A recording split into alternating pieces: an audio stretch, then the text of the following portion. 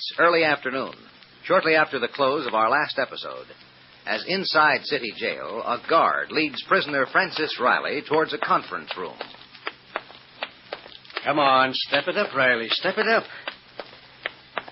Quit dragging your feet, kid. Wait a minute, Mr. Noel. For what? You're doing the conference room now. You keep the gent waiting. I don't want to see Mr. Mason. What? How do you know it's Mr. Mason? The Sarge told me he made the appointment out of a clear blue sky and only a little while ago. How'd you know it's Mason? I don't know. I must have heard it somewhere. Grapevine's in good working order. Okay. Here we are. Look, Mr. Nolan, I don't feel good. I'm sick. Huh? I don't want to see Mr. Mason. I don't have to if I'm sick, do I? No. Not if you're sick. No kidding, Mr. Nolan. I don't feel good. You don't look good. You look scared to death. What's eating you, kid? Why are you scared of Perry Mason? I'm not. All right, then quit acting like it. All right, go ahead. Oh, hi, Mr. Mason, Mr. Street. Nolan. Hello, Francis. Hello, Mr. Mason. I'll be out in the hall. Just punch the buzzer when you want me. How you doing, Miss Street? Fine, Nolan. You? Well, to tell you the truth, me feet hurt. I'm sorry. Francis, this is my secretary, Miss Street. How do you do? Won't you sit down? No, thanks, Mr. Mason. Look, Mr. Mason, I got nothing to say, so you can punch that buzzer now. Oh, I just got here. So now you can just wheel around and get out of here. Yes, I could. Well, then do it. Leave me alone. Why don't you just leave me alone? I'm sorry, Mr. Mason. I shouldn't have said that. I know you want to help. Yes. But you can't. There's nothing you or anybody else can do. Well, why don't you sit down? You feeling well, Francis? Yeah. No. I mean, I'm okay. Look, quit wasting your time, Mr. Mason. Oh, nothing I'd rather do than waste time. See, if I weren't here, I'd be in my office where Miss Street would make me go to work. Miss Street here keeps my nose to the grindstone. Don't you believe it, Francis. I just try to. Oh. Give me a match, Chief. Yeah. Would you like a cigarette, Francis? No, ma'am, I don't smoke. I wasn't kidding, Mr. Mason. There's nothing I can tell you.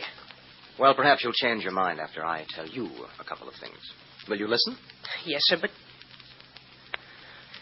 Yes, sir? You're in a tough spot, Francis.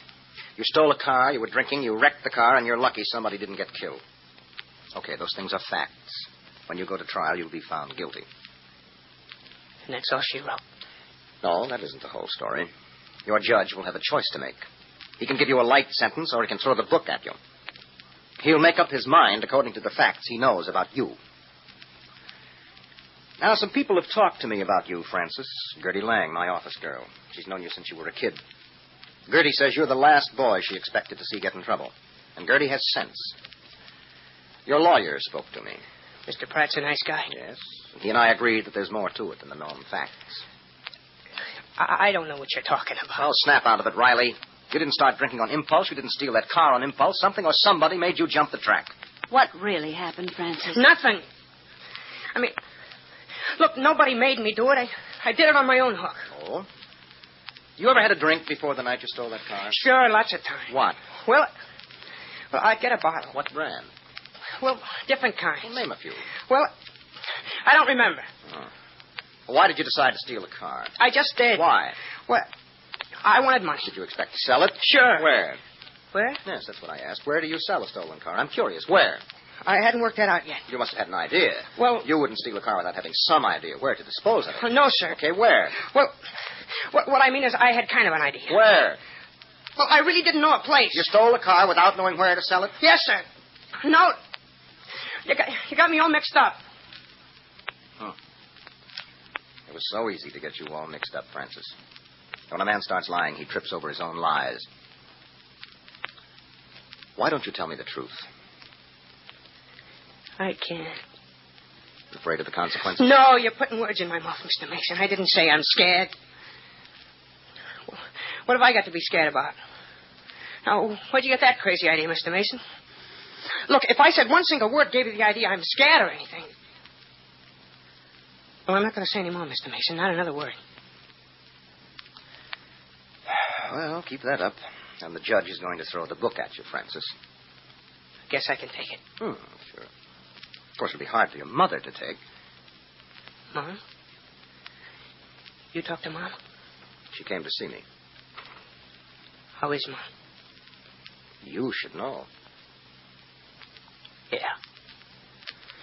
At least I'm not dead. What made you say that? I just said it. Why? Because there are worse things than what'll happen to me. Now, go ahead. Punch the button, Mr. Mason. No, wait a minute. Before you go, I want to tell you and Miss Street both that I hate to be a jerk, Mr. Mason. You've taken the trouble to help me. Thank you, Mr. Mason. I mean it. You know I mean it. Yes, I think you do. If I could tell you anything, I just can't. I want to ask you one more favor, Mr. Mason. Tell her I'll be okay. Tell her not to worry. Just tell her not to worry. Sure. Thanks. Now, go ahead. Call the guard.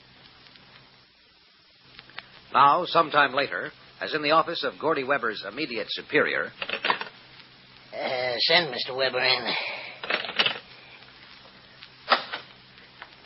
Okay, J.T.? I believe so, Gordy.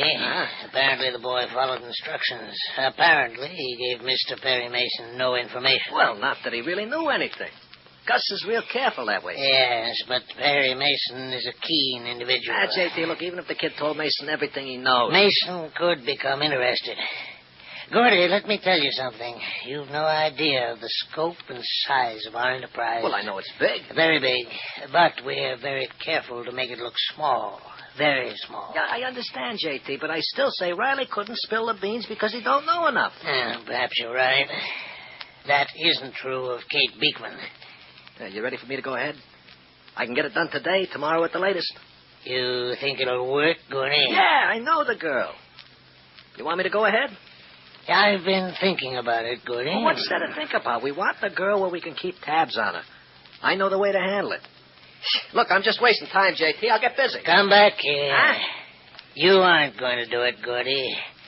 There's a better way. Oh, yeah? You think so, huh? I'm telling you, J.T., I know that girl, and I know what she'll fall for. Oh, we'll use your idea, my boy, but we'll ask someone else to put it into effect. Who? You don't need to know that, Gordy. Yeah, well, maybe I get it. The big fella? What do you mean? Well, you got to clear with the big fella. Oh, of course, I'll discuss it with him. Yeah, meaning you got to ask his permission. What's it like, J.T.? What? Working for the guy. You work for him, too. I work for you. Yeah, but actually... I never saw the guy. I don't even know his name. What's he like, J.T.? I shouldn't be curious if I were you, Gordy. Well, how can I help but be curious? Look, what kind of a guy is the big fella? He's a brilliant man, Gordy. Yeah. Extremely able. And hard as nails, huh? When necessary, but he strikes one as being a handsome, cultivated gentleman. Good looking? Oh, very handsome, athletic figure. Huh? Everything you're not, huh, J.T.? Why, yes, Gordy. Everything I'm not. Although it isn't very tactful of you to say so. Well, no offense, J.T. Tell the big guy hello for me, huh? Very well, Gordy. I'm going to see him shortly. Yes, I'll tell him. And now I think you'd better get out. I'll contact you later in the day. Well, aren't you curious about the handsome and cultured and mysterious man J.T. calls the Big Fellow? We're going to meet the Big Fellow in our next episode. So be sure to join us tomorrow, won't you?